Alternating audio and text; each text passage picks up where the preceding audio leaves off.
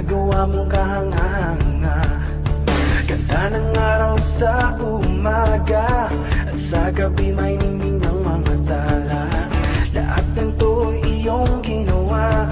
So sa pagkakakilala natin sa Diyos, kailangan natin magpakalalim sa Kanyang salita.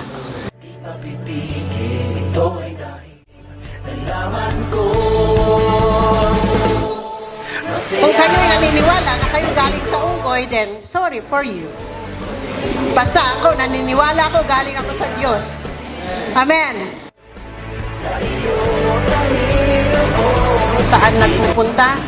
Pag may pangangailangan, saan tumatakbo? Ituturo niya kung kanino tayo pupunta na hindi tayo mabibigo.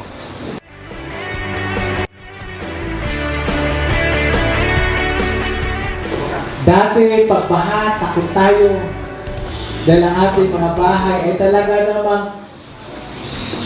Pero ngayon, kahit may baha, hindi na tayo natatakot kasi ang ating mga bahay ay nagsisitaasan na. Palapakan natin ang Panginoon.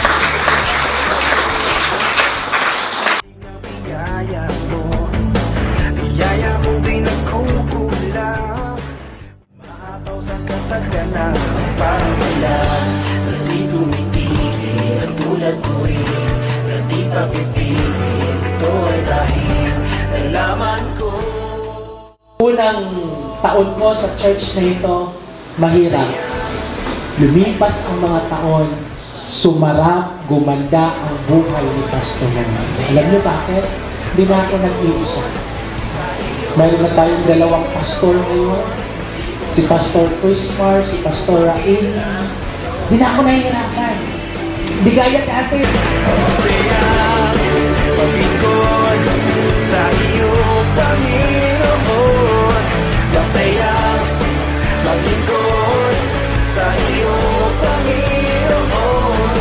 Hindi ko mapisip, hindi ko mabilang iyong pag-ibig. Oh, Jesus, parang ulan, hindi tumitigil, tulad ko rin, hindi mapipigil, ito ay dahil nalaman ko.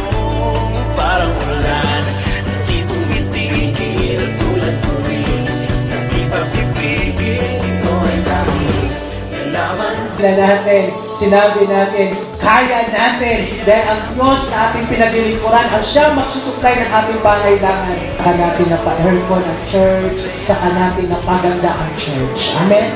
Dahil po sa bawat isa sa atin, palakpakan po natin ang Panginoon. Hallelujah.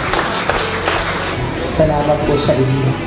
Dito kayo sa amin, dito kayo magbibakit. At may natatakbuhan na. Hindi kagaya natin.